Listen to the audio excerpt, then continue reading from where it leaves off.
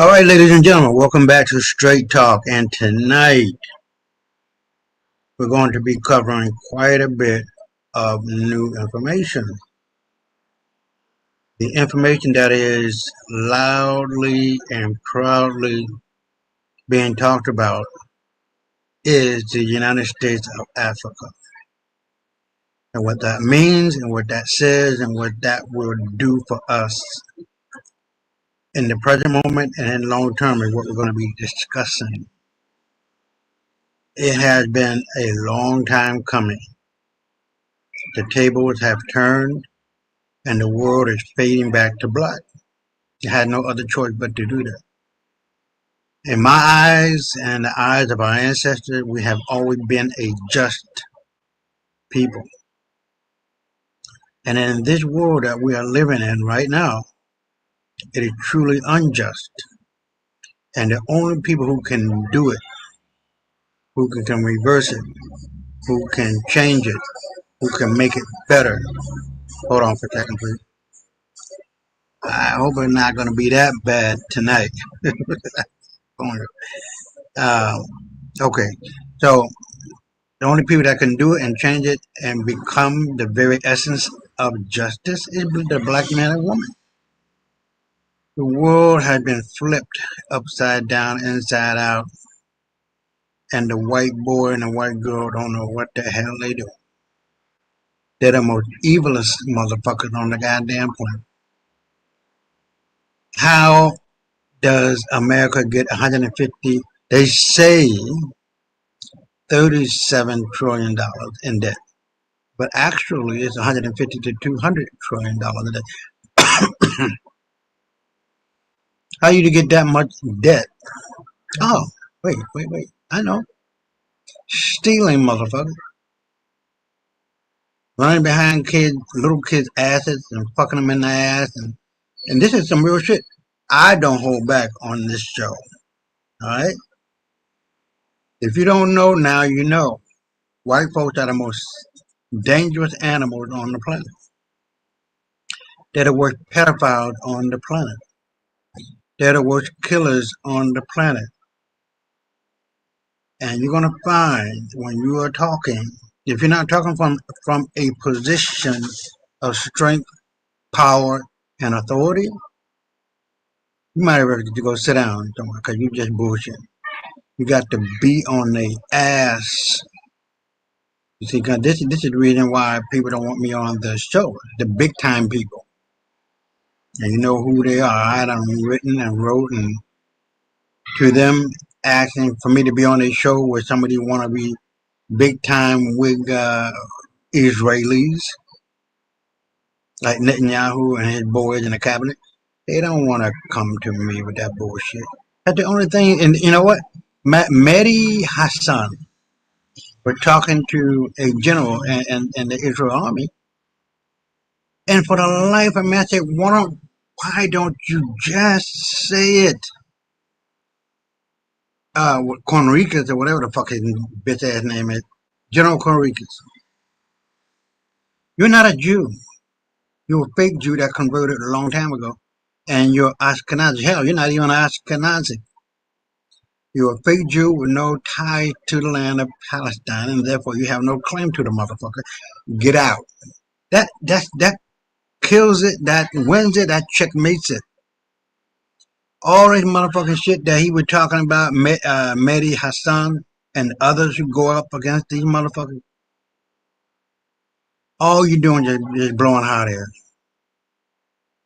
And that boy from England on his show, I can't remember his name, he ain't worth two dead flies either.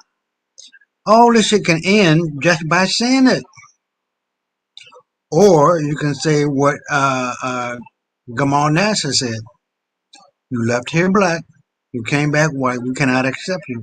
That checkmate. That's check and checkmate in one move. That's it. But tonight we're going to be looking at some very serious things that are going on with Africa, with NATO, with the United States, and all that. It's over, guys. The black man and woman, we are the masters of the seven seas again. And we're not giving it back. Fuck that. All of Africa is united. The one thing I don't like is the fact that China had ruined a river in Zambia where 5 million people depend on that river for their lives. And now they're in a tight space. And I don't know how the U.S. The African Union Supreme Court going to deal with that. I don't know how the Shadow Unit Zoo is going to deal with that. But China got to come up out their pocket and start getting real busy and clean that motherfucking river up because it's just it's a hot mess. 5 million people need that river and depend on it for drinking water. And now they can't drink out of it. Now they can't sustain their livelihood by fishing from that river. All the fish are dead. The crops are dead and everything. So to be honest with you, I truly don't understand what is going on as far as this united front that Africa is doing now, and how this is going to be played out. But I think it's going to be for the good of it, and China going to come out that pocket, and along with other things that I covered last Saturday. No, I'm sorry, last Tuesday. So I'm on Tuesdays and Saturdays now at 8 p.m.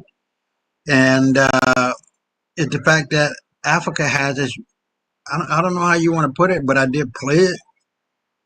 Has this source from the ground of Africa that our ancestors are blessing us with. Wake the fuck up, my people. We are in the driver's seat and we ain't giving it back. All right. So let me go on to share screen and we'll get busy. Huh? I appreciate you guys, whoever it is here, and we're gonna be all right. The problem with black people is not white people, not Chinese people, not Arab people. None of that is us. The minute we start to unite politically, economically, spiritually, and physically, we are unstoppable and unbeatable. And you're going to see this tonight. All right. So one of the things that I want to focus in on is Maxwell Chikumbusho and his what do you call it? MSED machine or free energy machine. And what that means is he just got a $7.3 billion infusion from the African government to not only produce cars and tanks and whatever else, but also to build the manufacturing plant. This is incredible as to what the genius level that we are at. I'll be right back. Yo, what's up, legends? This is Dr. Cool. If you've been following this channel, you've probably been holding your breath, waiting for any update on the mysterious genius, Maxwell Chikumbutso. Not the name you will find in your gatekeeper's textbook that teaches you obituaries of your own economy and dependencies, but the very name that broke the internet and caused cardiac arrest in the heart of big cooperation like solar, wind farm, battery industry, energy, generators, electricity grid, multi-trillion dollars industry pee in their pants and wear diapers each time Maxwell Sengolani Chikumbutso's name is mentioned. As this name more terrifying than nukes due to its destructive capabilities. So what has he come up with this time, you ask? The man who finds diamond where... let me say this. It's MSED, Microsonic Energy Device. Other are busy being flogged jargons picking rocks. A brutal punch this time, in a video clip that cooked the lies. Buckle up as we are about to dive into the uncomfortable territory. This will be yet another bumpy ride. Grab your roasted corn if you are watching from Alkebulan. If you are watching from West, coffee please. Most people don't realize this about their cutting boards. If you're still using plastic or wood, you need to see this. It's lighter than a dinner... Someone like you, a die-hard fan, recently reached out and asked, Doc, is there any update on Maxwell? Is he still alive? What happened to the self-powered tech? That hit hard. So I decided, it's time. Time to drop an update that'll melt every skeptic, shake the internet, and remind the world that Africa is not done yet. Far from it. We're just getting started. But before we go further, do yourself and this revolution a favor. Subscribe right now, smash that bell icon, and if you believe in black excellence and innovation that the media wants buried, hit that super thanks button. We're under fire for this, and your support keeps the flame alive. While we're creating this content, let me tell you what's really going on. We're under intense attack. Not just me, this entire movement. The hate we're getting from Western tech communities is real. They're throwing shade, censorship, and digital sabotage. Why? Because the deeper we dig into Maxwell's work, the more threatened the system becomes. Let's be brutally honest. Some of Maxwell's own supporters are starting to doubt, wondering, was it all just a hoax? Is this just another African hype story? Let me stop you right there. Absolutely not. Maxwell Chikumbutso is not done. He's not folding. And he sure as hell isn't here for fanfare or the limelight. He's on stealth mode. But he's cooking. This isn't just about showing off tech. This is warfare. The kind of war where silence is more powerful than noise. And that's why we're keeping it low-key, not silent. You hear me? Disruptive tech doesn't scream. It detonates. Today, I've got something nuclear. A rare, exclusive video clip that the mainstream media has either ignored, buried, or simply didn't understand. This video is a mental reset, and if you're a skeptic watching this, buckle up. You're about to eat your own doubts. In this clip, Maxwell is using his first prototype of the self-powered electric car to power up a welding machine. Let that sink in. Not lighting a bulb, not charging a phone, he's welding. Welding machines are energy monsters. They suck power like no tomorrow. And Maxwell's car powered it with no gas, no recharge, no external battery. That alone should have been on every global front page. Are you seeing the magnitude of this? The fact that this video exists but nobody is talking about it should make your blood boil. If you're tired of hidden truths, of Africa being ignored, this is your chance to fight back. Hit subscribe, drop a comment saying Maxwell lives, and support this channel through super thanks, so we can stay online and untouchable. Because let me tell you, they're watching. They don't want this info getting out, but it's too late now. Let's rewind for a sec. Remember that Cairo trip? The one that never happened? Everyone was expecting Maxwell to showcase his tech in Egypt, but it got delayed. Here's what they won't tell you. It wasn't about readiness. It was about bureaucratic sabotage, the same twisted, red-taped web that African nations face when buying arms to fight terrorism. That's what Maxwell ran into. There are people in high places that do not want this tech unleashed. It's a threat to trillion-dollar empires. If you can power your car and your house from the same device, oil is dead. Big batteries, done. Generators, obsolete. Let me say this loud and clear for the people at the back. Maxwell is not giving up. He's not getting cold feet. He's not hiding. He's on a mission, and that mission is just too dangerous to play in public. Right now, he's under heavy protection, building the next generation of his self-powered innovations in a secret underground facility. This is not some conspiracy, folks. This is real Africa, standing tall. And let me warn those who think Maxwell has gone quiet. Never underestimate the silence of a sleeping tiger. It is far more deadly than the bark of 10 Rottweilers. The moment he steps back into the spotlight, it's going to be a knockout punch to the entire EV industry.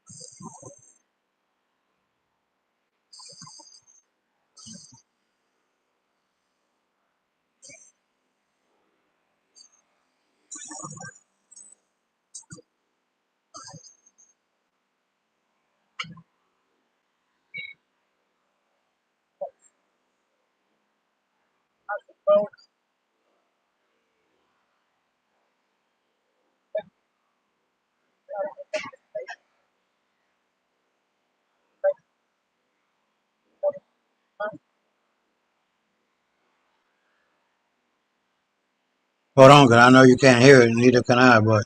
Let's go back to that video proof. That clip you just watched wasn't from his 2024 to 2025 partnership with Kai Motors. No, that was from his original prototype, his first breakthrough. Now here's what will blow your mind. In a separate clip from 2026, Maxwell clearly stated during a live unveiling, "If you have my car, you don't need a generator. You can power your home with it." People thought he was exaggerating, until they saw this welding machine video. Let me paint it for you. If it powers a welder, it can power your AC, your electric stove, your refrigerator, your whole life. This isn't some sci-fi fantasy, it's Maxwell's reality. And like the first American peer-reviewed researcher once said, this could be the game changer that ends energy poverty in Africa. If this doesn't light a fire in your chest, I don't know what will. But here's what you can do. Support this work by subscribing now, hitting the super thanks button. Every single donation fuels more exposure and protection for Maxwell and this tech. And sharing this video like your life depends on it, because one day it just might. So what's next? Here's my promise to you. I, Dr. Cool, will be bringing more updates this August. More footage, more truth. More behind-the-scenes revelations from the shadows of innovation. But for now, know this.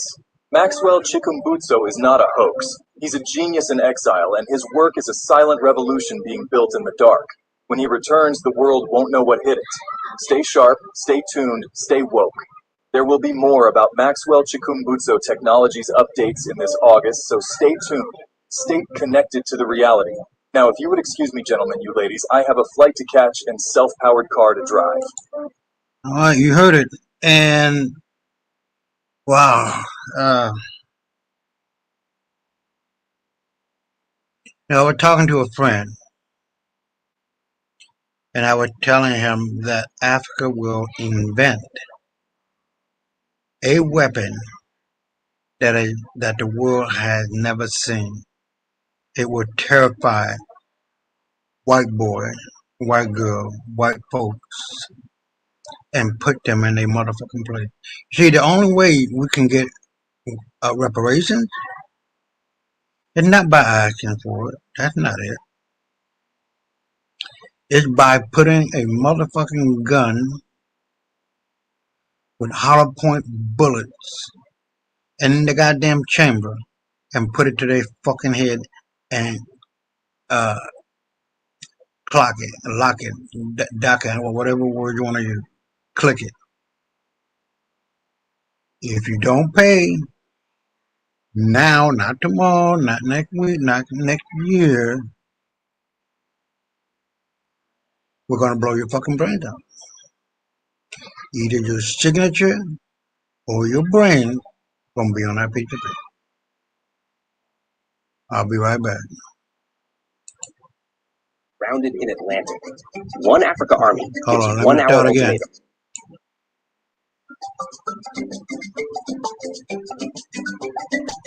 Emergency. NATO warships surrounded in Atlantic. One Africa Army gives 1 hour ultimatum. By Takumabika, Supreme Africa Breaking News. Tisu Vanhu Bacho. Supreme Family, what you're about to hear is not a drill, not speculation, and not rumor.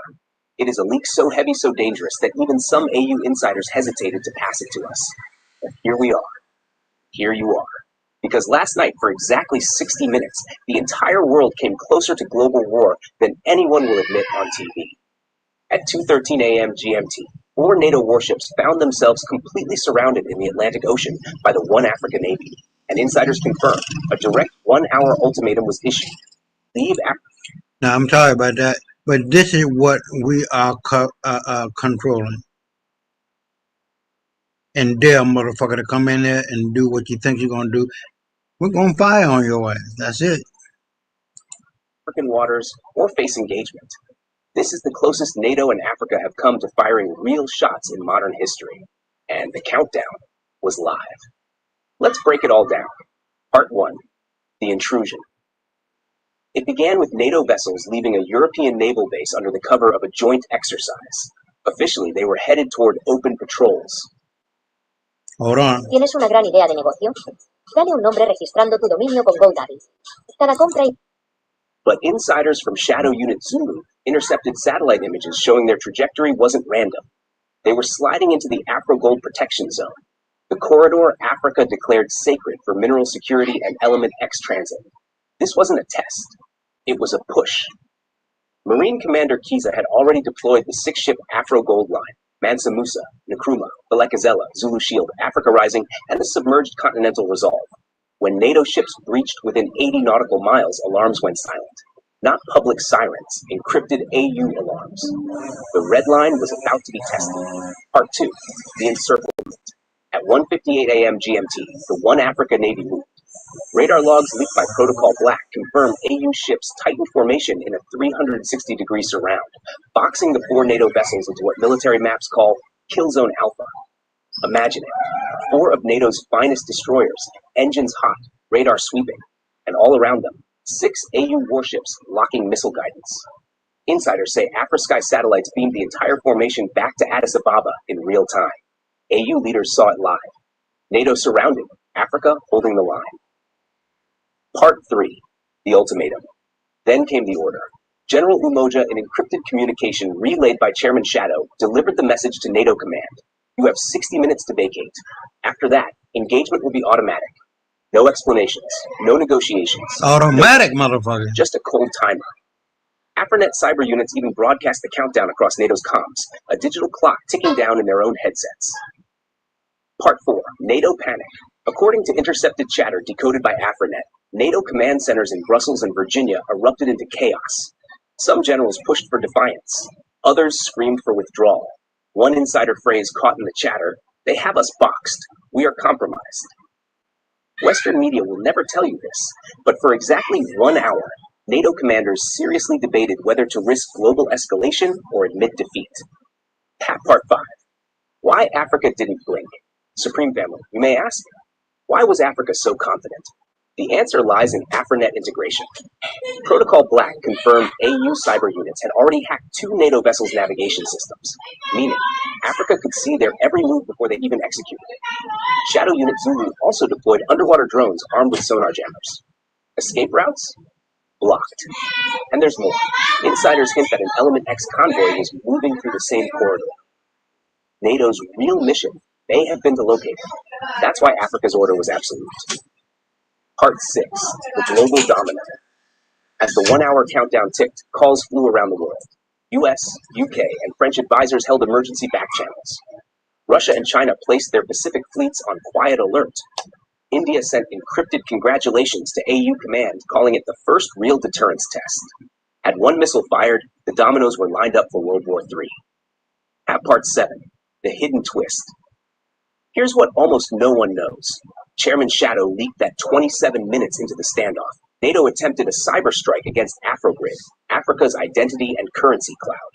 The attack was instantly repelled, traced, and used as proof of hostile intent.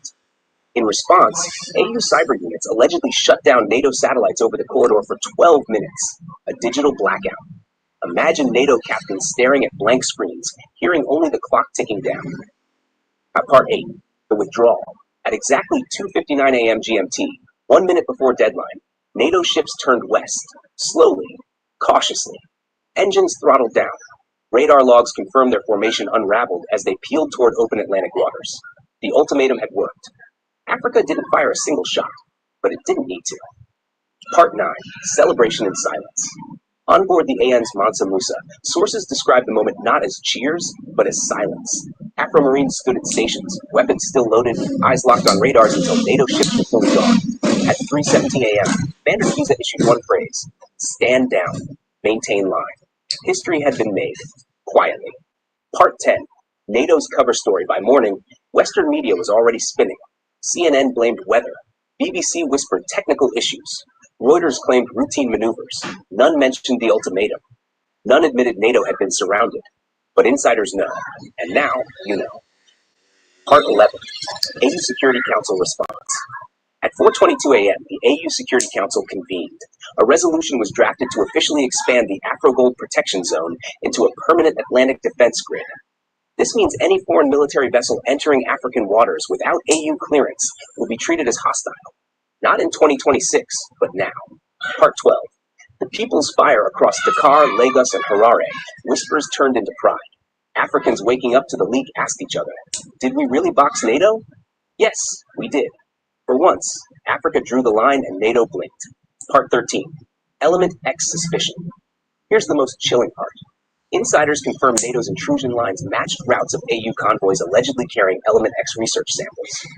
If true, NATO wasn't just provoking. They were hunting. And that's why Africa's response was uncompromising. Because Element X is more than energy. It is sovereignty. Part 14. Comedy of hypocrisy. Let's laugh, Supreme Family. When NATO surrounds others, it's called freedom of navigation. When AU surrounds NATO, it's called aggression. But when AU issues a 1-hour ultimatum, silence. The comedy? The world can't process Africa being the one giving orders. Part 15. The emotional. They better get used to it. Let's pause. For 60 minutes, Africa's ancestors were watching. The same ancestors who saw ships arrive centuries ago to plunder. This time, the ships came again. But this time, the line held. This was not just a standoff. It was redemption. If you're hearing these words, Hold on. it's not a coincidence. Something powerful is moving in the... Part 16. NATO's new fear. NATO command is now rewriting its playbook. Insiders confirm an internal NATO memo admits African deterrence is credible. Translation, they didn't think Africa would dare. Now they know it will. Part 17. Africa's next move. Sources close to General Umoja say the AU will soon declare continental red lines, not just at sea, but in the sky and cyberspace, meaning NATO, EU, and US forces will face restrictions across all African theaters. Africa is not asking anymore. It is commanding. Part 18. The Global Ripple. Latin America is reportedly studying AU tactics to resist US naval pressure. Middle Eastern analysts called it Africa's Suez moment. BRICS insiders call it proof that Africa is ready for a permanent security seat.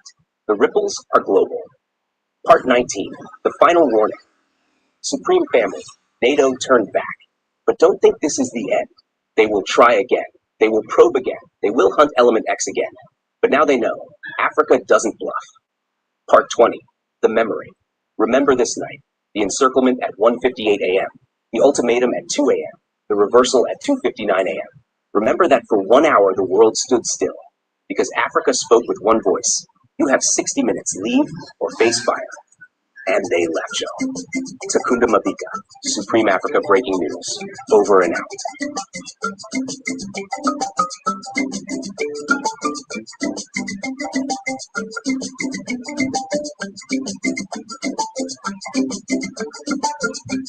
We are our ancestors.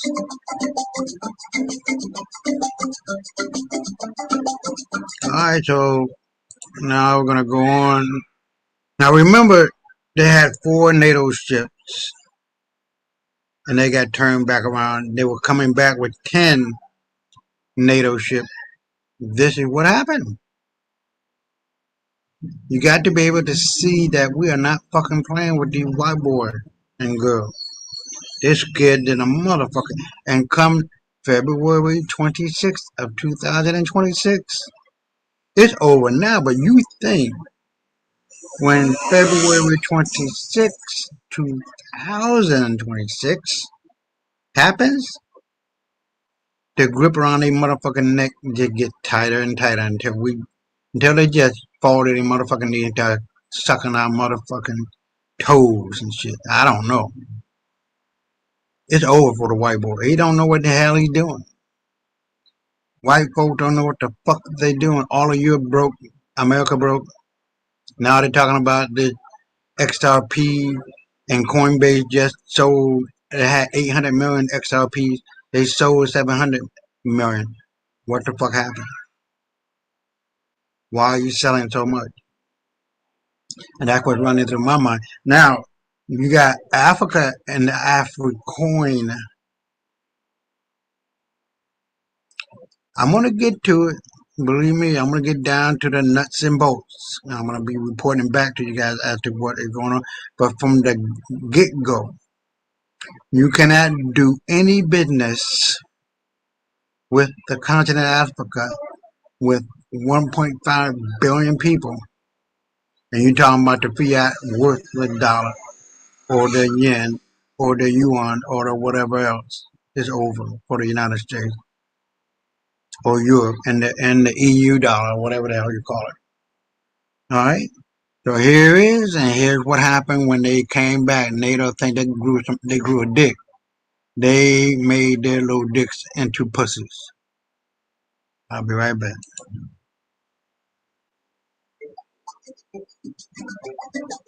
Breaking.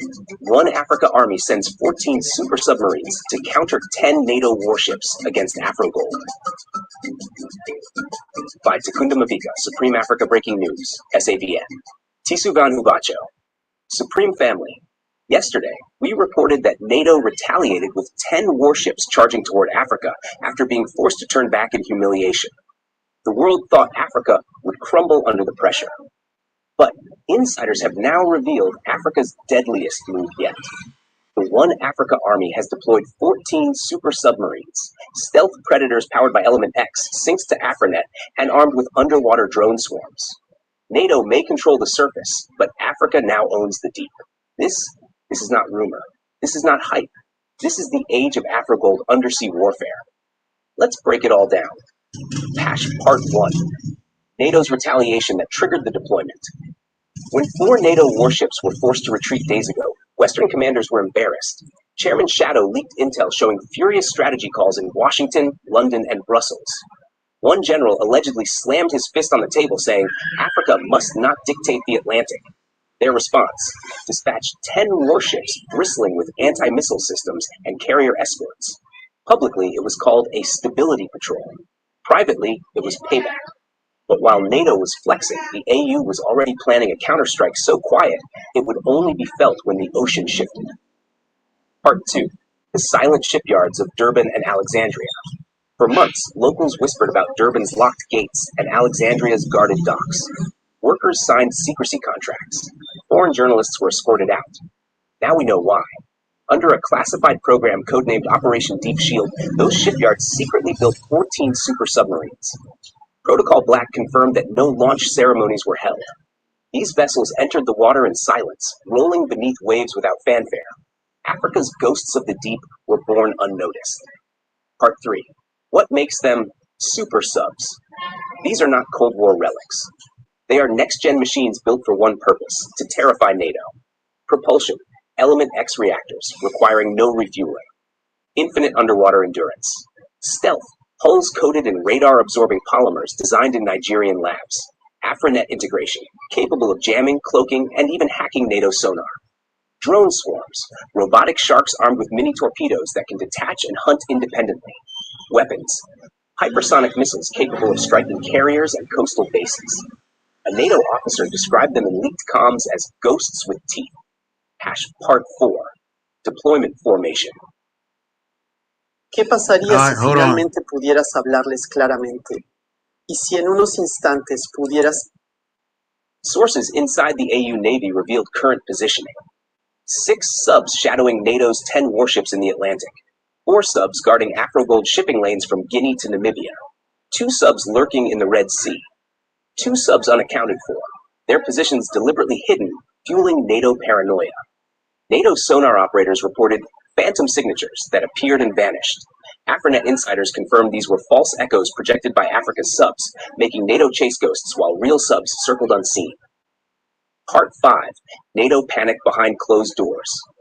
Intercepted NATO cables reveal panic. One commander complained, "We don't know what's real anymore." Commander Drift laughed while reviewing the intel. Imagine seeing 14 sharks circling you, then they vanish, then reappear behind you. That's Afrinet playing hide-and-seek with NATO billion-dollar toys. Western navies pride themselves on control. Now they admit they might be blind under the water. Hash Part 6. Why submarines change the game. Warships impress politicians. Submarines terrify admirals. Warships own the surface. Submarines own the ocean. One sub can sink an aircraft carrier undetected. Africa's 14 mean NATO's 10 surface ships are essentially floating targets. Numbers on paper mean nothing when one side can strike unseen. Part 7. Afrogold, the treasure being guarded. At the heart of this escalation lies Afrogold. 3 cargo vessels are currently moving reserves between Guinea, Ghana, and Namibia. These are not ordinary ships. They are armored, escorted by drones, and most importantly, shadowed by submarines below. If NATO even thinks about interfering, they'll find themselves ambushed from the deep. Part 8, Inside Life on a Super Sub. Protocol Black-leaked crew manuals. Each submarine houses 80 Afro-Marines trained for deep-sea combat. Life inside is surreal. AI autopilot navigates Sorry about that. closed-loop water systems recycle every drop. VR combat simulators keep troops sharp. Rumor has it these subs can remain submerged for 9 months without surfacing. NATO ships could be floating above them right now, unaware they're being hunted. Part 9. Russia and China suspicions. Western analysts can't believe Africa built this alone. They insist Russia and China must have secretly helped. But insiders insist Element X was the game changer, an African discovery. Foreign blueprints may have sparked ideas, but these designs are uniquely African. The West refuses to accept it. But denial doesn't stop torpedoes. Part 10, All Emergency Meeting. Calm, not panic. At 3 a.m. Addis Ababa time, AFCON AU chiefs gathered. General Umoja briefed them. If NATO crosses the line, the ocean will light up. Delegates remained calm. No chest thumping. No panic. Just resolve. Africa's line had been drawn. Part 11, Global Reactions. Washington. Congress held a classified session, terrified of NATO humiliation. Moscow. Russia privately impressed, but some fear Africa is leapfrogging them. Beijing. China's analysts warn Africa may now match them in underwater endurance. EU. Panic brewing. European navies admit they lack counter-sub strategies. BRICS. Mixed feelings. Pride, but also concern that Africa may not remain junior forever. Part 12, African youth reactions, pride and comedy. On social media, African youth turned tension into comedy. Trending tags, Zulu Sharks, Afro Gold Defense, Phantoms of the Atlantic. Memes of NATO captains sweating, animated sharks wearing AU flags. A Ghanaian cartoon showing Afro-Marines saying, "We beneath you." Comedy has become Africa's weapon. While NATO panics, Africans laugh. Part 13, the danger of escalation. Make no mistake, this is high risk. NATO humiliation cannot go unanswered twice.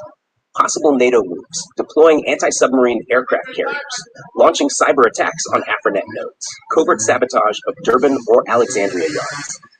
The Cold War of the Oceans has begun. Part 14, Element X, the secret advantage. Traditional nuclear subs need giant reactors and fuel chains. Africa's subs, powered by Element X modules, don't. Advantages, endless underwater endurance, no resupply lines to target, smaller, faster, cheaper production. For NATO, this is their worst nightmare, African leapfrogging. Hold on.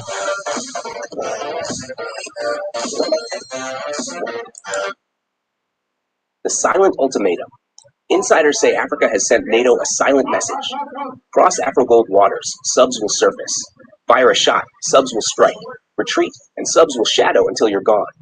No statements, no pressers, just steel under waves. Part 16, the human element. Voices from Africa.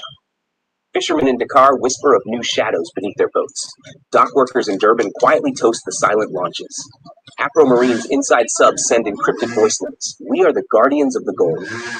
Ordinary Africans sense history shifting. From casual memes to private prayers, the feeling is the same. For the first time, the seas are ours. Part 17, African diaspora pride.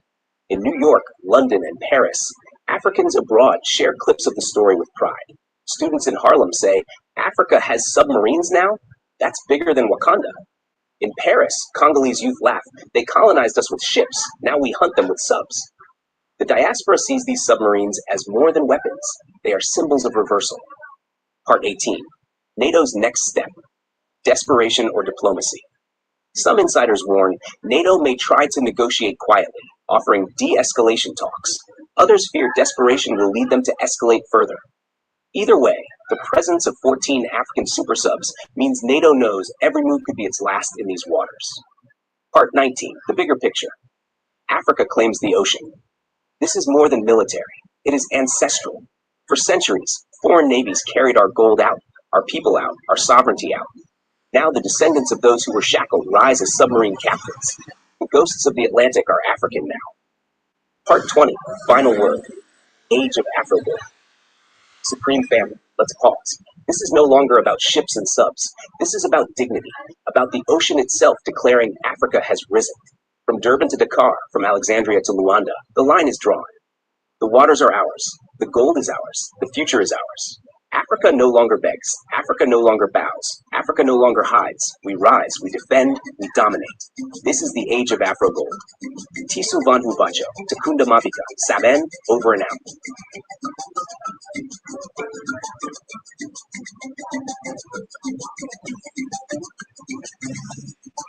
My.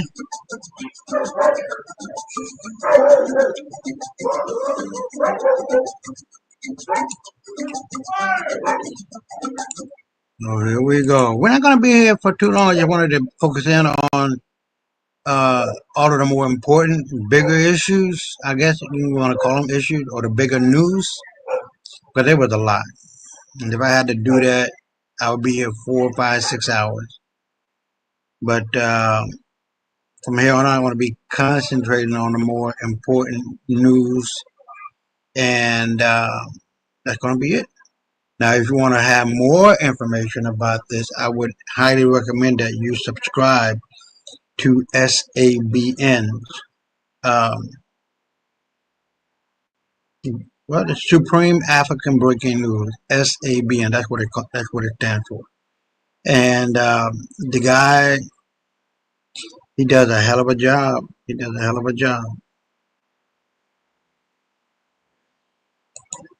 So now this is what I'm talking about.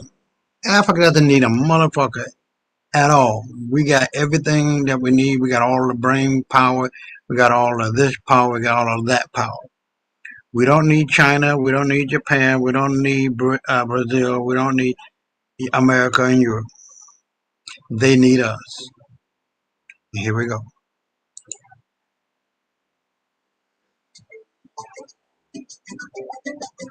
Breaking, don't need China, Russia, EU, or USA. African Union declares. By Takunda Mabika, Supreme Africa Breaking News. Tisu Vanhu Bacho. Supreme family, today we break one of the heaviest leaks in SABN history. According to insiders at the highest level, the African Union Security and Economic Council just declared in a closed-door meeting, we don't need China, Russia, EU, or USA. We have everything. This wasn't a speech for cameras. This wasn't a slogan for posters. This was said in a classified Addis Ababa session meant to stay hidden.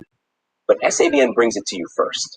For generations, Africa was told it cannot stand without outside powers. Today, insiders confirm the AU has decided to declare total independence, politically, economically, digitally, militarily. Let's break it down. That's part one, the leak from Addis. The meeting was held this week inside AU headquarters. Attendance, economic ministers, security chiefs, and senior delegates. Protocol, black leaked notes to SABN, confirming the phrase, we don't need them, was said and repeated. The discussion focused on whether Africa should keep leaning on Western aid and BRICS loans, or whether the time has come to walk alone. Este es uno de los mejores controles Bluetooth para juegos multiplataforma que podrás encontrar en directamente. By the end of the session, the consensus was thunderous. Africa has what it needs. Dependence ends now. The sovereignty framework. Insiders say the AU used 4 pillars to justify the declaration, calling them the sovereignty framework. 1, Afro-gold currency, the reserve system that cuts out the dollar. 2, Afronet Internet, the independent internet backbone already tested in military zones. 3, Afrogrid ID, the biometric identity system quietly being rolled out in villages. 4, Element X Energy, Africa's mysterious compound capable of powering industries for a century. These pilots are no longer theory, they are active, and with them, Africa believes it has crossed the point of no return. Part 3, History of Dependency. To understand this declaration, we must revisit history. In the 1980s and 1990s, IMF structural adjustment programs forced African nations to privatize, cut subsidies, and surrender sovereignty. Western aid came tied to conditions, votes at the UN, military access, resource contracts. Even China's rise brought new debt traps, disguised as partnerships. For decades, Africa's story was dependency. But insiders say the AU has now studied that playbook and rejected it. Part 4. The food factor. A critical report presented at the meeting showed Africa can now feed itself. Zambia and Malawi producing maize surpluses. Nigeria and Senegal scaling rice. Ethiopia expanding teff. Morocco dominating wheat corridors. The numbers were staggering. Africa has the land to feed 3 billion people, double its population. Yet it still imports rice and wheat? Leaders called it madness. The decision: stop relying on foreign food. Build African stockpiles. Feed Africa with Africa. Part 5. Energy independence. Another breakthrough came from Element X Labs. According to Chairman Shadow, AU scientists have already confirmed the compound can stabilize self-powering modules, providing steady energy output without coal or oil. Combined with Congo's hydro potential, North Africa's solar fields, and Egypt's nuclear projects, the AU concluded, Africa has more energy than it will ever need. The West oil trap is broken. Part 6, Western Panic. Insiders leaked EU cables warning that Africa's stance is extremist. Washington reportedly ordered a classified review of Afrogold's impact on dollar dominance. But the AU expected this. According to General Umoja, Africa is preparing economic counterstrikes. If the West blocks African banks, the AU will block access to cobalt, platinum, and lithium. The West depends on African minerals. Africa just realized it. Part 7. BRICS surprise even which wasn't spared. Beijing expected Africa to become dependent on Chinese loans. Moscow thought Africa would lean on its military hardware. Instead, the AU declared, partnership yes, dependency no. One delegate was quoted saying, we trade with all, but bow to none. BRICS leaders were stunned. Africa is signaling equal terms only. Part 8. Youth reactions. The leak spread fast across campuses in Nairobi, Johannesburg, Accra. Students are chanting, we have everything. For young Africans, this isn't just politics, it's dignity. For the first time, their leaders are saying openly what they feel privately. Africa has the gold, the people, the land, the brain power. This phrase is already becoming a generational slogan. Part 9. Risks of the declaration. But insiders warn the risks are huge. NATO may expand its naval presence. IMF may freeze credit. Western NGOs may unleash propaganda. Sabotage attempts against Afronet and Afrogold could increase. That's why Shadow Unit Zulu has been tasked with guarding all AU data centers, ports, and factories. This is not business, it's silent war. Part 10. Economic war preparation. The AU is preparing economic war. Plans include mandating all intra-African trade to use Afrogold, not dollars, launching Afrogold credit cards in 2026, building payment rails that bypass SWIFT. If this succeeds, Africa will be immune to Western financial sanctions. Part 11. Global aftershocks. Analysts predict the US dollar could lose 10% of its global dominance if Africa fully dumps it. China may lose leverage on debt repayments. EU industries could face shortages of cobalt and lithium. Latin America may copy Africa's model. The global chessboard shifts. Part 12. Voices of resistance.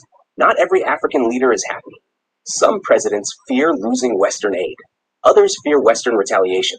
But insiders say those resisting are being quietly monitored. Their names are being logged. And when the One Africa government launches, they may face consequences. Part 13. The cultural shift. This declaration isn't just economic, it's cultural. The AU is preparing to roll out new school curricula, removing IMF-approved textbooks and replacing them with Afrocentric history and science. No more children taught that Africa was saved by Europe. They will now learn Africa always had enough. Part 14. Tu correo electrónico es tu carta de presentación. Cuídala. Con GoDaddy puedes tener un email. The media blackout. Western media has not reported a word. BBC, CNN, Reuters, silent.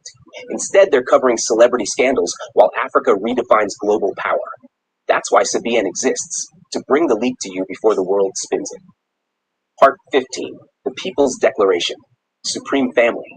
This is no longer just a statement from leaders. This is a People's Declaration. Farmers in Malawi saying, we have enough food. Engineers in Lagos saying, we have enough skill. Miners in Congo saying, we have the minerals. Coders in Nairobi saying, we have the future. The declaration has already left the room. It belongs to the people now. Part 16, the global reaction to come. Expect retaliation. Expect sanctions. Expect sabotage. But also expect a rising tide. Africa is now too valuable, too united, too resource-rich to be ignored. The world will have no choice but to deal with us on equal terms. Part 17, closing. Africa's new voice. Supreme family, pause and feel this. Our ancestors were told they were slaves. Our grandparents were told they were colonies. Our parents were told they were aid-dependent. Today, we are told we are sovereign. From AfroGold vaults to AfroNet cables, from Element X Labs to AfroGrid identity, Africa has written its own declaration. We don't need China. We don't need Russia. We don't need the EU. We don't need the USA. We have everything. This is not arrogance. It is reality. It is confidence. It is overdue. Part 18, the final word. Supreme family, history will remember this leak. Even if the AU never says it on a stage, the world now knows Africa is no longer begging.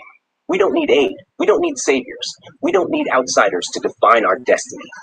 We have everything. Tisu Banhu Bacho. Takunda Mabika, SABN. Over and out. We don't need a motherfucking soul, just each other. United we stand. I don't know how many times I have said this. United we stand and take over. Divided we fall and stay in the same shithole trying to figure shit out. It's been figured out already. Our ancestors are talking to us every motherfucking second. All you gotta do is just quiet your nerves, quiet down the noise in your brain, and listen.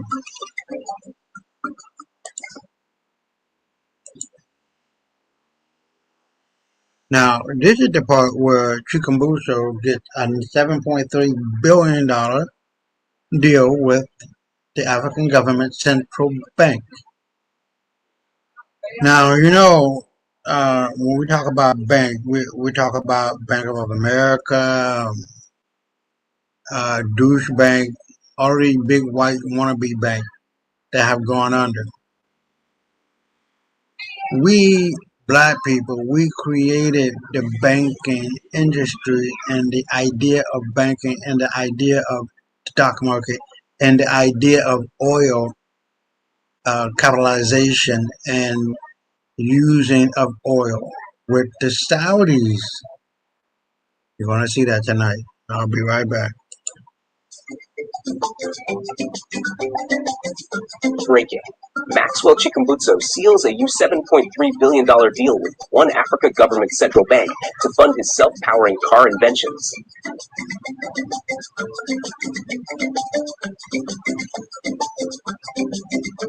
By Takunda Mavika, Supreme Africa Breaking News. Tisu Banhu Bacho. Supreme Family, today's update is one of those stories that future generations will ask us about. Where were you the day Africa finally funded its own genius? According to exclusive insider leaks obtained by SABN from Protocol Black, Chairman Shadow, and General Umoja, the One Africa Government Central Bank has just sealed a $7.3 billion sovereign deal with Zimbabwean inventor Maxwell Sangulani Chikumbutso. The purpose, to mass-produce his self-powering car technology and integrate it into the wider One Africa system of AfroGold, AfroNet, AfroGrid, and Element X. This is happening now. The signatures are fresh. The plans are already being executed. And the world is watching in silence. Part 1. The inventor who refused to quit. Maxwell Chikumbutso, the Zimbabwean inventor many called crazy, is now the man at the center of Africa's biggest technology gamble. For years, he claimed to have built self-powering cars, televisions, drones, and generators. Western media laughed. Local governments shrugged. But insiders revealed the AU Innovation Bureau quietly tested his devices and found enough proof to take the biggest leap of faith in African tech history. Part 2. The secret meeting in Addis Ababa. This past week, AU economic and defense chiefs gathered in Addis Ababa under heavy security. On the agenda, the Chikumbutso proposal. Should Africa risk billions on a man the West dismissed? At exactly 11:46 p.m., after hours of debate and a live demonstration of his greener power machine hybrid car, the decision was unanimous. Africa would fund him and own the rollout. The green light was given. Part 3. Inside this $7.3 billion deal, code-named Project Genesis, the agreement is structured in 4 channels. 30% for defense applications, self-powering troop carriers and drones for the One Africa Army. 40% for civilian production, passenger shuttles, logistics vans, and ambulances for the public. 20% for integration, linking vehicles directly to AfroGrid identity systems and AfroNet nodes. 10% for research, testing with Element X to stabilize energy output and expand capacity. The money is not a blank check. Milestones must be hit, and oversight is continental. ¿Cómo hacer crecer Hold tu on. marca de moda de forma inteligente? ¿Tienes una visión para tu Part 4, Durban, the birthplace of Africa's Tesla. The first factory is already breaking ground in Durban, South Africa.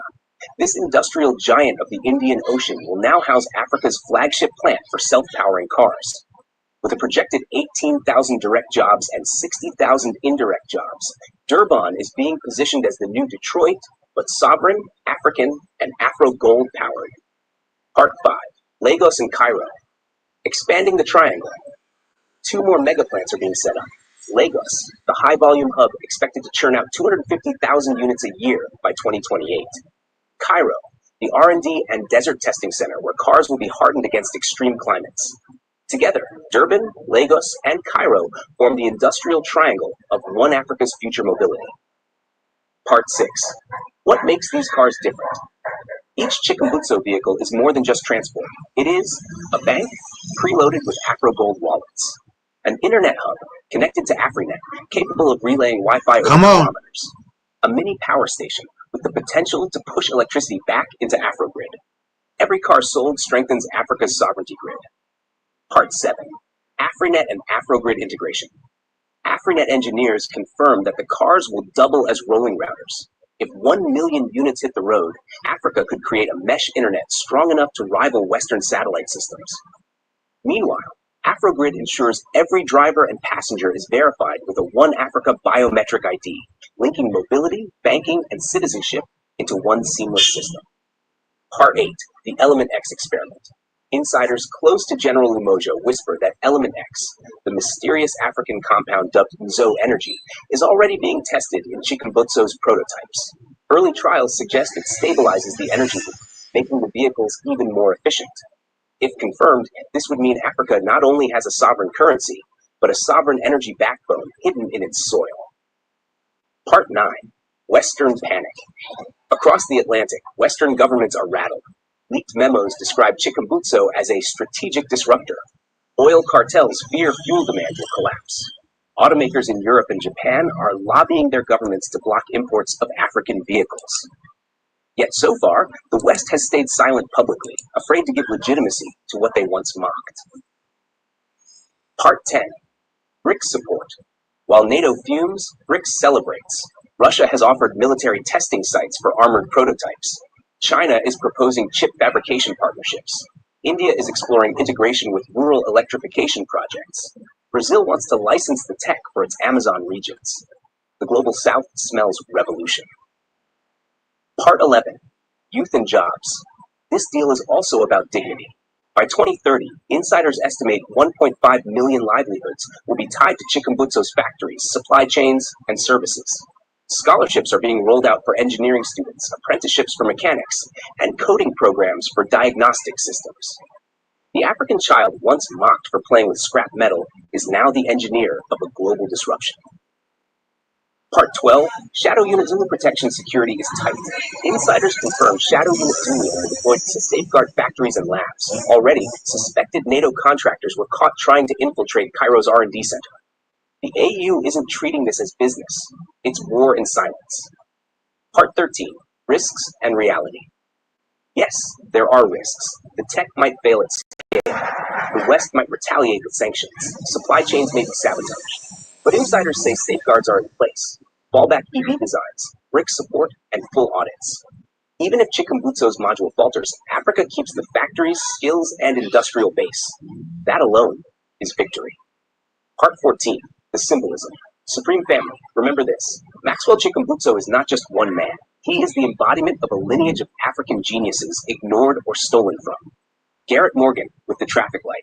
Philip Emeagwali with supercomputing. Countless nameless inventors erased from textbooks. This time, Africa said no more.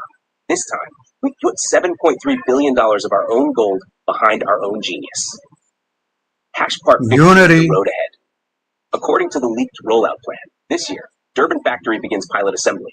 Early next year, defense vehicles tested by One Africa Army. February 2026, civilian pre-orders announced during the official One Africa government launch. By 2027, 1 million units on African roads. This is not a distant dream. It is unfolding right now. Shash Part 16, the emotional conclusion. Supreme family, let us pause. They laughed at him. They dismissed him. They told us Africa cannot invent, but today Africa has invested billions into its own sun. When the first fleet rolls out of Durban, it will not just be cars. It will be sovereignty on wheels. AfroGold in the dashboard, Afronet in the air, AfroGrid in the engine, Element X in the veins. For once, Africa is not asking for permission. It is building the future. Tisu Banu Bacho, Takunda Mafika, over and out. All right, you know what it is. My God, man, look. The future belongs to blackness. The immortal words of Maurice Muhammad said, if you whoop enough ass, everybody will get in line and do right. Well, we passed that. Fuck them trying to do right now. It's way late on that one. And I give no fucks about what that shit is. So it's gonna be one, and it's just a matter of time.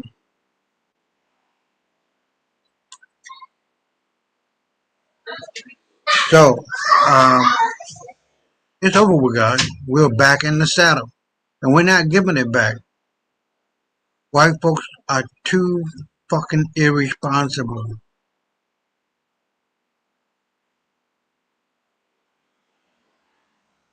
Now, let me get out of that one. We're winding it on down. This one has to do with AfroGold and the dollar.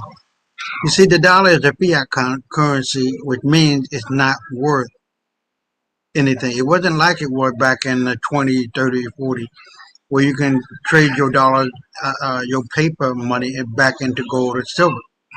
That ended in the 1970s with Richard Nixon closing the gold window.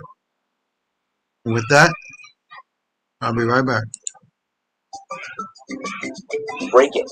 U.S. dollar losing ground in Africa as AfroGold gains power. AU Insider Lead. By Takunda Mafika, Supreme Africa breaking news. Tisu Banu Bacho. Supreme family. This is not just an economic update. This is a continental currency earthquake. According to leaked AU financial intelligence, the AfroGold currency system is now quietly outperforming the US dollar in internal African trade across at least 7 countries. And it's happening faster than anyone predicted. Banks are adjusting. Elites are panicking. The streets are whispering. And the US dollar? It's losing serious ground on African soil. Let's unpack this economic revolution, piece by piece. Part 1. The leak that shocked the continent. The entire storm began with one internal report from the AU Financial Integration Command, leaked to SABN by our economic insider, codenamed Protocol Black. This classified document, marked Level Z Access Only, showed charts of AfroGold transactions surpassing USD volumes in domestic-to-domestic African trade across Ghana, Kenya, Senegal, Namibia, Rwanda, and Mali. It wasn't dramatic. It was surgical. Watch how smart sellers turn one design into 10 different bestsellers using KIP. AfroGold quietly became the preferred currency for inter-African contracts, digital payments, and wholesale trade in select financial zones. One insider simply wrote in the margin of the document, "The dollar was never Africa's choice. It was our obligation. Now we have options." Part 2. What is actually happening? You might be wondering, how exactly is the dollar losing ground? Here's what we've confirmed through interviews with insiders at AU banks, fintech startups, and currency monitoring stations. In Ghana, over 400 agro-processors are now invoicing suppliers in AfroGold tokens via the Afronet platform. In Kenya, 2 major mobile money companies began quietly converting USD reserves into AfroGold last month. In Senegal, a pilot market zone in Touba has banned dollar trades for local business licenses. Only AfroGold accepted. In Uganda, gold mining cooperatives are receiving payments directly in AfroGold, cutting out foreign brokers and dollar-denominated contracts. This isn't theory. This is trade. It's moving, and it's real. Part 3. US dollar cracks begin to show up. Now let's talk impact. As AfroGold gains power, the US dollar's grip is weakening. The following trends have been confirmed by AU surveillance networks and insider logs from banks involved in AfroGold Phase 2 rollout. Bank withdrawals in USD have dropped by 19% in pilot countries within 60 days.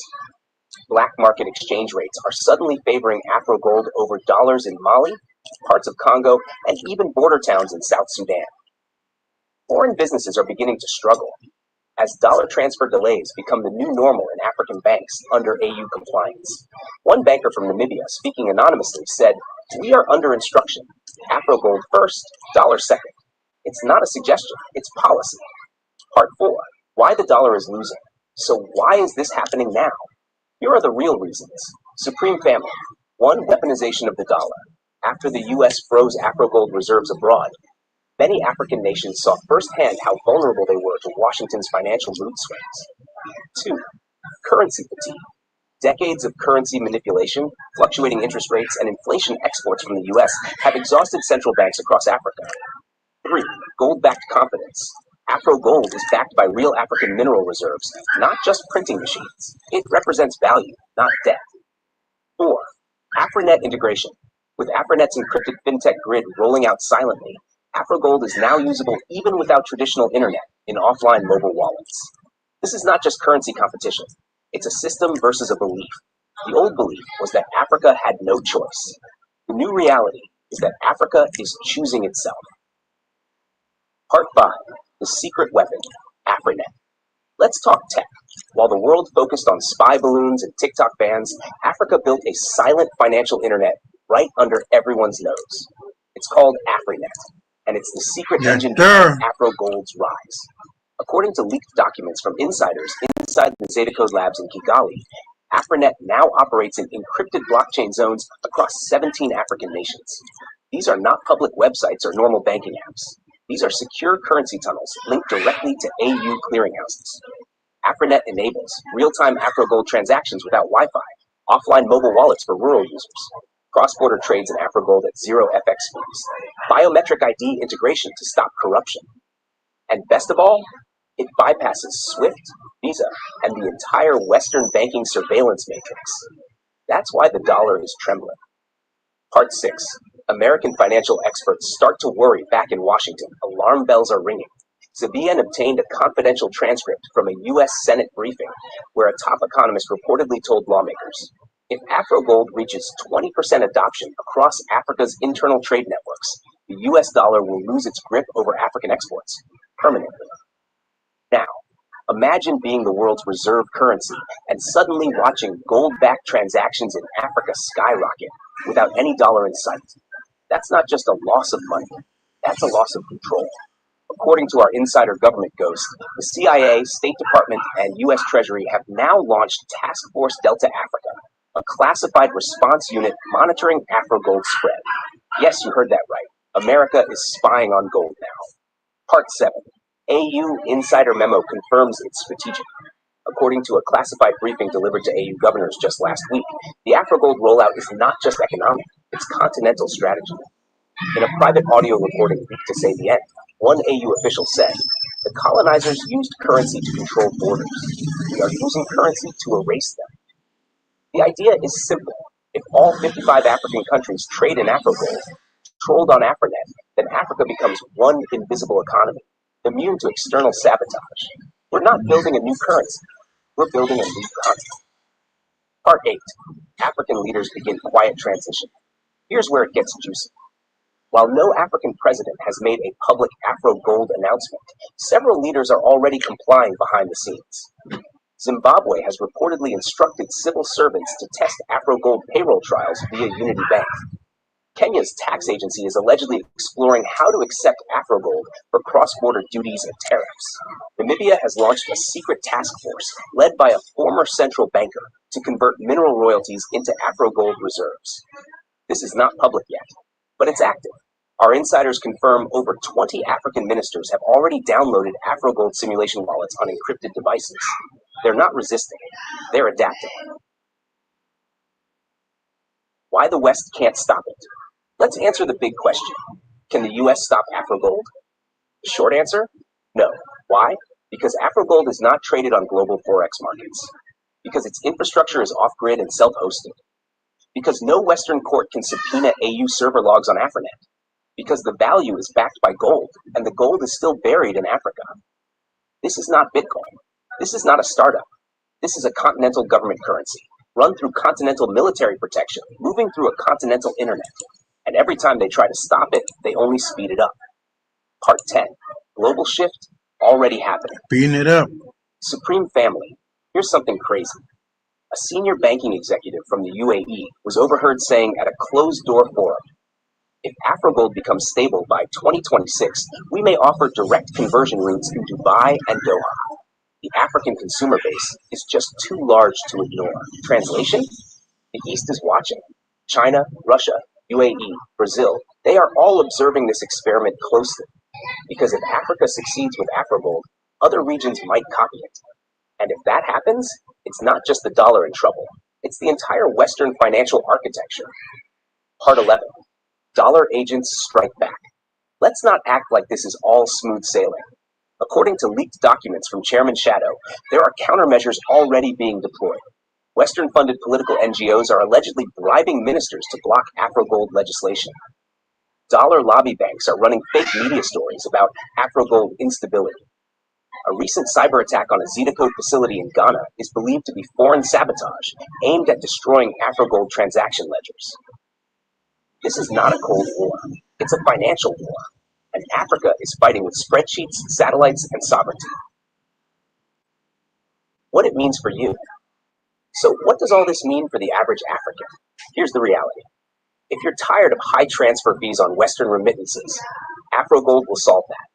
If you're sick of fluctuating exchange rates and devalued local currencies, Afrogold will solve that. If you're a farmer, miner, trader, or entrepreneur, Afrogold gives you power, not paperwork. And for the first time in modern history, your money will be governed by Africans. Not dictated by men in London or Washington who've never even seen your village. That's not just change. That's freedom. Part 13. Conclusion. The dawn has broken. Supreme family, let's close this out. What we are witnessing is the greatest financial shift in African history. The US dollar is still powerful, but it is not untouchable. Afrogold is not a miracle. It's a mathematical rebellion. A rebellion against decades of dependency, debt traps, currency bullying, and financial slavery. This is not just a new coin. This is Africa minting its dignity. And as the world panics, Africa rises. This is Takunda Mabika, your political street pastor and proud son of the continent. Supreme Africa Breaking News. Tisu Vanu Bacho. Stay gold.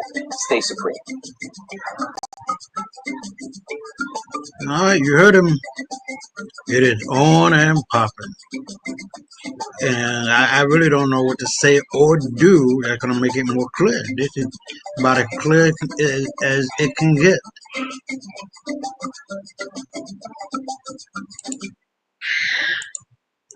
Now, what we're going to cover next is what my book is based on, The White Man's Burden of Lies and Deceit, one that deals with why do white people hate black people so much, and book 2, Understanding White Supremacy. Now, in book 1, a lot of people don't know that the lie that was told by Meisner and Blumenbach, where at the end of it all, they are saying that the black man or black people are just one step up from the monkey. Really? Really? Really? I want you guys to remember what I just said, and I'll be right back. This one is almost at the end of it, of tonight's episode, and I will be right back. Due to popular demand, this once popular video is getting re-uploaded.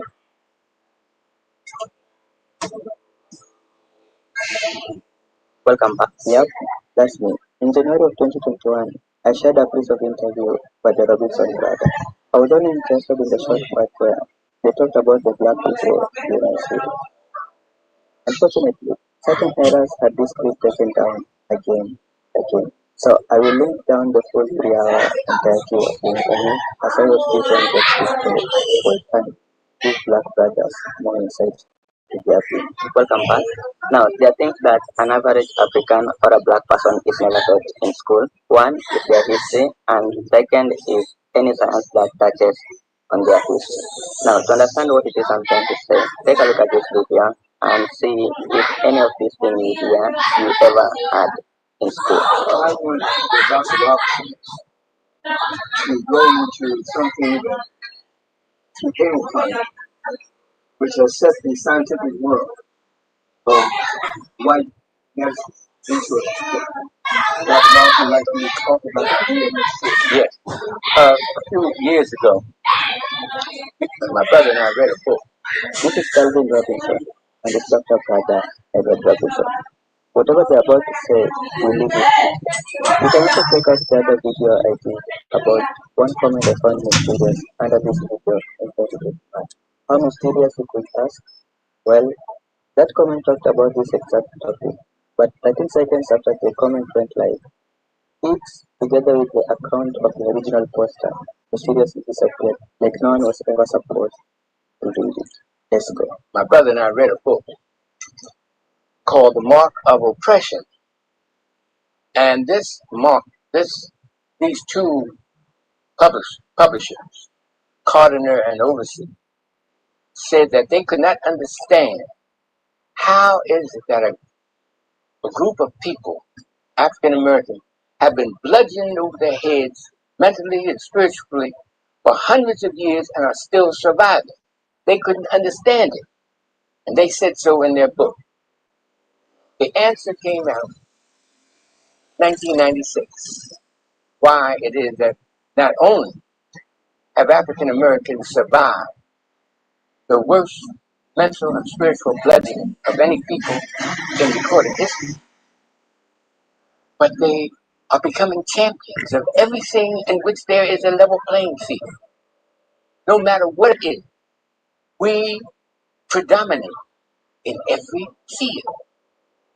This is why they won't teach our children African history, because they know that once our children get on the same level playing field as their white counterparts, that they will dominate just like we dominate in basketball, baseball, football, track and field, and anything else in which there is a level playing field. So that while they teach their children about the greatness of their European ancestors, they won't teach our children about the greatness of their African ancestors, because then that would be a level playing field in academia. And they know that we will dominate just like all of these examples we've given them. Teenagers are building businesses with AI, while the only AI you know is ChatGPT. Let's be real. Most people that our children predominate when they know who they are from the African historical point of view. Now, here's what I found out in 1996. A group of geneticists wrote this book. From around the world. Geneticists. Where they from, the group, how it came about. Yeah, okay. All right, sure. Yes, indeed. As an organization is called the American Association for the Advancement of Science. The American Association for the Advancement of Science. And this organization is composed of people who study about DNA and the genome. And you've been reading about the DNA and the genome. Well, this group of scientists came upon an idea by accident at first that different groups of people had different numbers of DNA series. Now, a DNA series means that when your DNA is located and say they get a hair from your head and they subject it to certain tests, they say, well, this is the DNA of Minister Brown, and yours is different from everybody else in the world. All right? Then they found further that not only are their DNA series different, but the number of DNAs in there are different in different groups. Whites have a different number of DNA, and blacks have a different number of DNA series. apes have a different number of DNA series. Then they found this amazing thing, that the greater the number of DNA series, the smarter the person, the group is, the greater the probability of genius within that group. So they tested the orangutan, these 15 geneticists from around the world. Now, these geneticists came from 9 different universities. And we have here on the cover of the pamphlet they put out the name of these geneticists.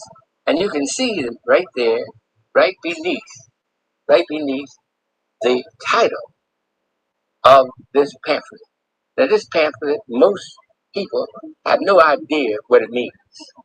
But breaking it down, and after you study it and have it explained to you by a geneticist, a trained geneticist, you will find that they're talking about DNA series. Now, here are the names of these 15 geneticists from around the world: University of Japan, University of China. Yale University is the headquarters of this Yale University organization called the American Association for the Advancement of Science. You see it down there. Now, this was copyrighted in 1996. All right. What it said is this. This is the mind-blowing part. It said that when they tested the orangutan, they found out he only had 3 DNA series. They tested the gorilla. They found that the gorilla has 4 DNA series, but he's a little smarter than the orangutan. They tested the chimpanzee, which is an ape, and found that he had 5 DNA series. Then they went all into the different races of the world. Now remember what I said. They tested the DNA series of the English, the French, the German, the Spanish, the Russian, and found they had 6 DNA series. Then they put all of this, what they found from around the world, on a map. And this map really is called the intelligence map of the world, because they tested 116 different human groups and found their DNA series number. All of them, all over the world, have 6. And they put the number in form of a little flag that you can see on this map. These little flags have a color. And they show, this upside down. I'm sorry. Yeah. And they show that the English have only 6. All into Europe, only 6. Went over into Japan and China, they only have 6. Over into America, which is predominantly European, they only have 6. Then they came into Africa. They came to the part of Africa. Now, all the rest of them, they put in little flag colors. Those flag colors are orange, red. Notice. But when you come to Africa, found out that the Africans have 9 DNA series from here just below the Songhai Empire down to the foot of Africa. All those 10 nations, of which African Americans descended from one of them, we have 9 DNA series. The greatest possibility of genius. Now, it's answered this age-old question. How can a people survive being told they're nothing for 400 years? Never allowed to learn that they came from beautiful cities and told they came from a jungle. How could a people survive? How can a people become champions? Because it wasn't all of us. That's the fucking reason why. It wasn't all of us that were exposed to the lies of the Wizard of Oz white race. We knew, for those who knew. I'll be right back. Everything they touch, because they have 9 DNA series, while the rest of the world only 6. This is why they copyrighted this. And you'll notice, outside of this, that this map is taken. I took this map right from this page here, and I blew it up so that the world could see it. Even though this is copyrighted, I can't let you have this book because it's copyrighted. The title of the book is called Global Pattern of Linking Disequilibrium at the CD4 Locus and Modern Human Origin. Global Patterns of Linking Disequilibrium at the CD4 Locus and Modern Human Origin. Now you have to be a geneticist to even know what they're talking about. But when we broke it down and interviewed Dr. Kidd, the head is the chairman at Yale University, broke it down into plain everyday English so that the world would know that the African American is descended from those people who gave to the world the Great Pyramid, gave to the world science, gave to the world mathematics.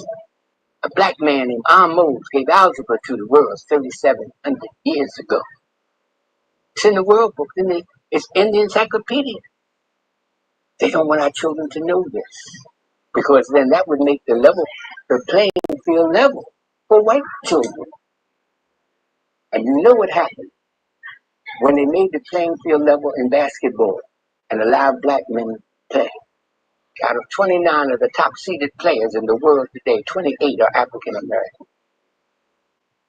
Hold on. If your resume isn't getting traction, might be time to change up your strategy. See what the data.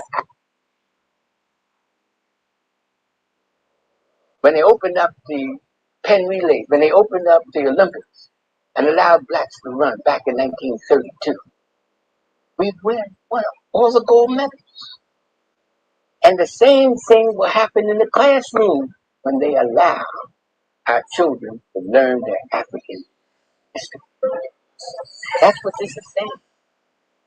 Dr. Ross, are you saying that the African so has? I am saying that we are descended from the West African who have 9 DNA series on this map. That these geneticists see the green down in. Well, that's where we're from. That's where African Americans are from. Did they test African? They couldn't. They tested Americans as a group, whites, and they had 6. They didn't test African Americans because they know that we are the same people from West Africa. So they didn't have to. Okay, that's true. That's true. How is it that you think that this evolved all 9 strands? 9. Well, it tells you in here. This book tells why. Preemie babies, leaving the mother's womb too early, never develop to the same height that a baby that runs a full term. Right? White folk, Italian, all mankind arose in Africa. All mankind arose in this part of Africa, right here, called the womb of Africa. That's the womb of Africa, right there.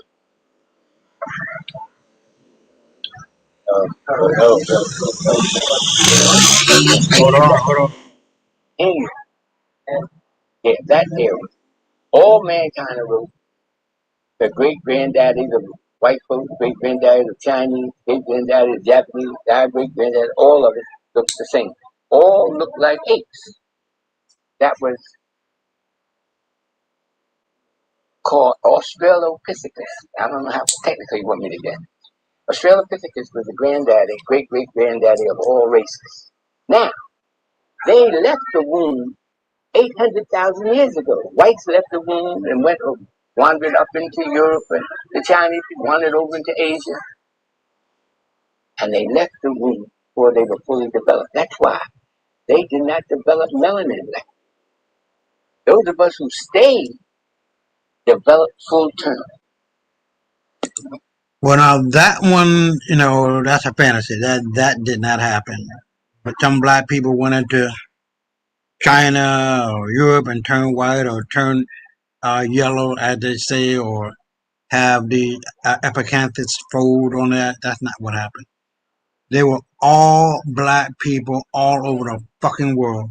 What happened was the fact that these so-called pale-skinned, non-melanated people, better known as albinos, white people come from Dravidian albinos that made it with normal black people that were deposited or controlled or put into Central Asia. And they made a pact after taking over Turkey with the Persian army and broke past the Hadrian Wall and into our Black Holy Roman Empire. That's what happened. And the so-called lighter-skinned Chinese, they came about through the Boxer Rebellion. And these pale-skins or troglodytes or Tamahus had them pinned up in the Opium War 1 and 2. That's the reason why they weren't able to really fight back. But what he's saying, that's not true. All right? They never developed the melanin-stimulating hormone. And I covered that in my book, 1 and 2. This is why the African, we're the I'm only sorry. race on the planet that does not have headlights in our head. The white man's burden of lies and deceit. Yeah, we're the only race on the planet. For we give up full term. We lost our straight hair, that animal hair, over 150,000 years ago. If you're hearing these words, it's not a coincidence. Something powerful is moving in the... You see, all other races have headlights because they never developed fully. Melanin is this magical chemical that is developed on the 5th layer of the epidermis of the skin. Now, we've been brainwashed to believe that the less melanin you have, the prettier you are. But that's the brainwash. That's like saying a naked person is prettier than a person with beautiful clothes on. You get what I was trying to say, the scenario. Yeah. Melanin heals. When you cut yourself, the melanin rushes to the picture skin and forms a scab. What color is that scab? I don't care what color. Brown, dark brown. That's the melanin coming up to heal you. This is why we do not get skin cancer. Because of the melanin. The only place where we can get skin cancer, we learn this in the Empire today, is on the palm of the hand and the fingers. And I can't believe that putting the hand up to the sun to get skin cancer. 2 million years ago, Australopithecus, that's all was on Earth, the great great granddaddy of all human beings. And he was there about 3 DNA series. And then as the millions of years went on, it evolved into what is known as Homo erectus. He had about 3.5 DNA series. They're about the level of the orangutan. If you look at the orangutan today, you can see what our ancestors looked like 2.5 million years ago. But he had the same golden hair as Europeans' hair right today. The orangutan. You've heard of the orangutan over there in India? Now, maybe this is a little too rough for your audience, and you're going to get bombarded out of your place and space because white folks don't like to hear this at all. So as the hundreds of thousands of years went by, we acquired, all mankind acquired more and more. But those who left Africa 800,000 years ago did not get past 6 DNA series. They had left the womb. The womb is Africa. That's where you do. So that's for this video. Give this video. You heard him. You know what? I've said this 1,000 times over the years, but due to the programming in a lot of our mind, we have it within us to really think that, well, we're all human. You know, we got to hold each other up. We got to hold hands. We got to sing kumbaya. Man, fuck you. All pale skinned motherfuckers are racist. There are no good white folks. Fuck them all. None. You need to get rid of that bullshit and start thinking about what really is going on and how we got suckered out of our shit. And this is one way right here, real quick. Let's go. People were doing oil with Saudis first. Black oil moguls, you've never heard of them. On purpose. In the early 1900s, African and African American businessmen partnered with Middle Eastern traders. Yes, in oil. They were building shipping lines, refineries, and trade deals before Standard Oil took over the global market. But when colonial powers saw the profits, they shut those deals down. Imagine if Africa kept its oil wealth. It wouldn't be developing, nope. It would be running the table. Black people were doing oil. Yeah, it is. And this one is the last one, and the black genius who solved what Newton could not. Let's go. Support helps us create that content, bring the narratives to life. The history of mathematics is often told as if it were a straight line, running from the Greeks to Descartes to Newton and Leibniz, with the occasional flash of brilliance in between. Names like Archimedes, Galileo, and Euler are repeated in endless textbooks, and the canon of great mathematicians is written in stone. But what happens when a figure does not fit the narrative that has been so carefully constructed? What happens when brilliance emerges from an unexpected corner of the world, from someone's society who's chosen to silence? That is where the story of Benjamin Banneker begins, a black mathematician and astronomer in century America, who solved mathematical and astronomical problems that even Isaac Newton, towering genius of calculus and gravity, could not fully resolve. No, he did not do calculus and gravity. That was already known. His work reduced to a curious anecdote in a wider history of the Enlightenment. He is remembered vaguely as a free black man who corresponded with Thomas Jefferson, or as someone who published an almanac. But beneath these surface mentions lies a much deeper reality. Banneker was not simply an almanac maker or a polite intellectual curiosity of the era. He was a mathematician and scientist who, with little formal training and no access to the vast European libraries, tackled problems of celestial motion and timekeeping that remained unresolved since Newton's Principia. To understand Banneker's accomplishment, one must imagine the world in which he lived. Born in 1731 in Baltimore County, Maryland, Benjamin Banneker entered a society that systematically denied education to black people, enslaved or free. He was born free, but the freedom was fragile and fraught with limitations. Thinking dating is like playing lottery now? Then you probably haven't heard of Wing Talks. We don't rely on luck, just smart. Access to schools was almost non-existent for someone of his background. Yet Banneker developed a deep love of mathematics and mechanics from an early age. It began with puzzles and patterns, his fascination with numbers nurtured by what little exposure he had to books through Quaker neighbors. When most of his contemporaries believed intellectual pursuits were the exclusive domain of white men, Banneker dared to teach himself advanced mathematics and astronomy. The legend of Banneker often begins with his clock. a mechanical wonder built entirely from wood at the age of 22. Using only a borrowed pocket watch as a model, carved every gear and cog by hand. The clock kept perfect time for decades, striking the hour with precision unmatched by many European imports of the period.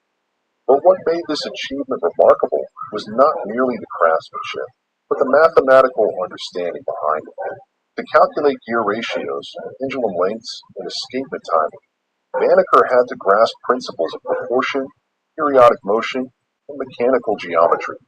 In other words, he had to rediscover for himself much of the mathematics of applied mechanics that Newton and Galileo had set forth, but he did so in isolation, without access to their published works.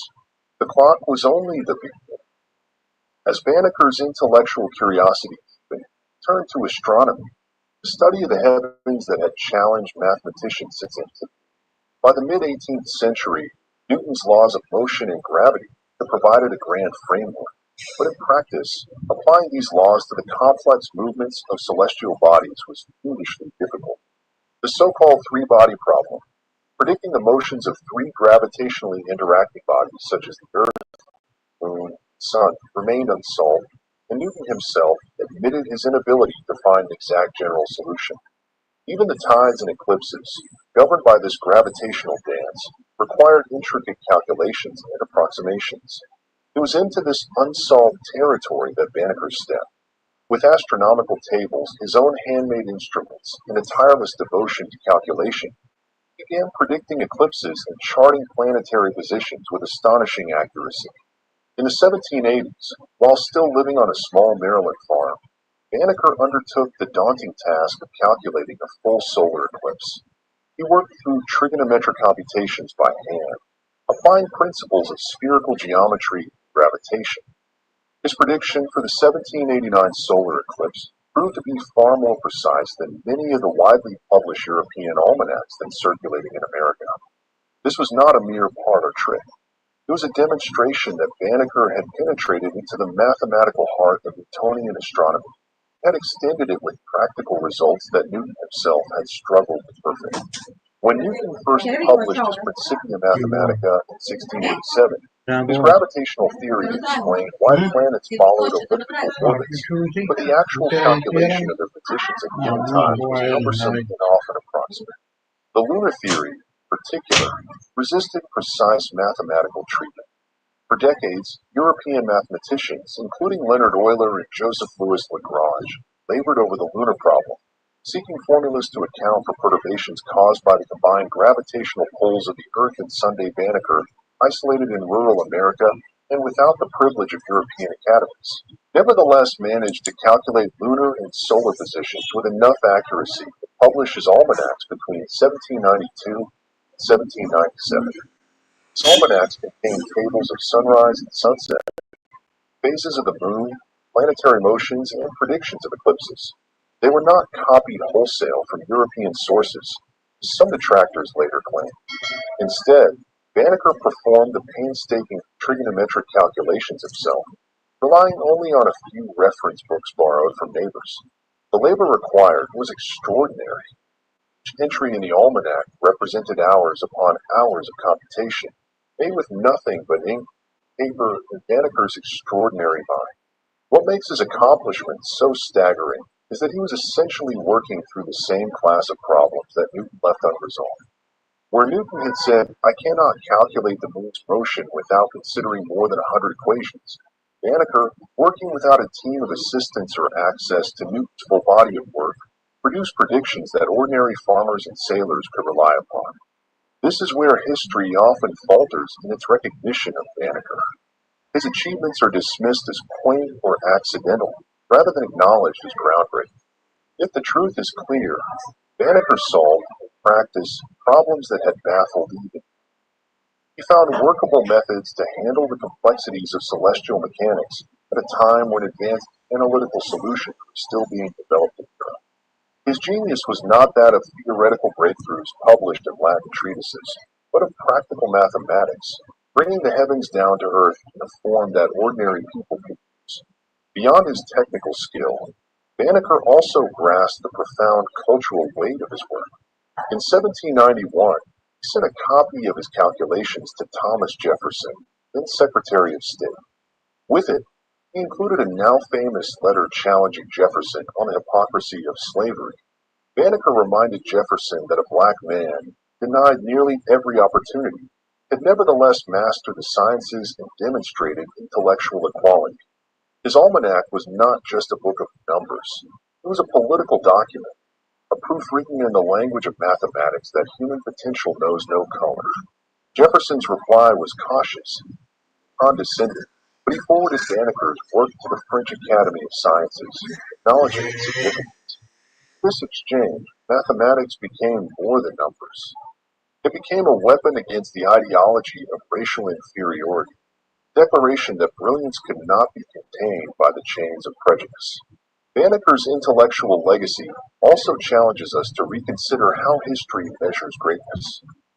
Este es uno de los mejores controles Bluetooth para juegos multiplataforma que podrás encontrar en Temu, ya que Newton is rightly remembered as a giant, but his work was made possible by institutions, libraries, and the privileges of a European elite. Banneker had none of these. His isolation meant that every equation was wrestled from scratch, every calculation done by candlelight after a day's labor on the farm. That he could reach a level of precision rivaling European astronomers speaks not only to his genius, but also to the hidden history of black intellectual life in the Atlantic world. The erasure of Banneker's contributions is not accidental. Historiography has long privileged European narratives, treating black intellectuals as curiosities rather than as central figures in the history of science. When Banneker's wooden clock eventually stopped working after decades, it was never preserved in a museum. His farmhouse, containing many of his notebooks, tragically burned to the ground on the day of his funeral in 1806, erasing a vast archive of his unpublished work. This loss has fueled centuries of neglect, allowing detractors to minimize his achievements. But even with what survives, his almanacs, his correspondence, and his reputation among contemporaries, evidence remains overwhelming. He was a mathematician who advanced the practical application of Newtonian mechanics in ways that Newton himself struggled to achieve. Today, when one reads the astronomical tables in Banneker's almanac, it's easy to forget the obstacles he faced. But behind every number lies a story of resistance, persistence, and brilliance.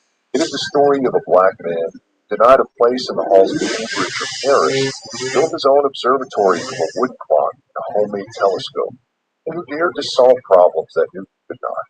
His work stands as both a scientific triumph and a political statement, a reminder that intellectual genius does not belong to one race or continent. Benjamin Banneker's life forces us to widen the frame of history. Mathematics is not merely the story of European geniuses. It is also the story of those who labored in obscurity, whose names were nearly erased, but whose minds reached just as far into the mysteries of the universe. In the end, Banneker's legacy is not only about eclipses and almanacs. It is about the audacity of a man who refused to be bound by the limits that society imposed on him, who looked up at the stars and declared, through calculation and courage, that brilliance cannot be contained. All right, we are at the end of the program. I truly hope you guys liked it. If not, I don't know what to tell you. I'm not going to cuss you out, especially if you're black, but I'm just saying. I really try to bring forth the best of what I can do on the program, and to be honest, and to let you guys know a little bit more about your history and what that means, and what, as an individual and as a collective, how we can move forward and take control back that our ancestors are waiting for us to do. There's no time like now, and the best time to do whatever you want to do in your life is now, not tomorrow, not next week, not next year, now. And we owe it to our ancestors, and we owe it to our present day youth and future generations. And so with that, for the next 24/7, 365, stay black.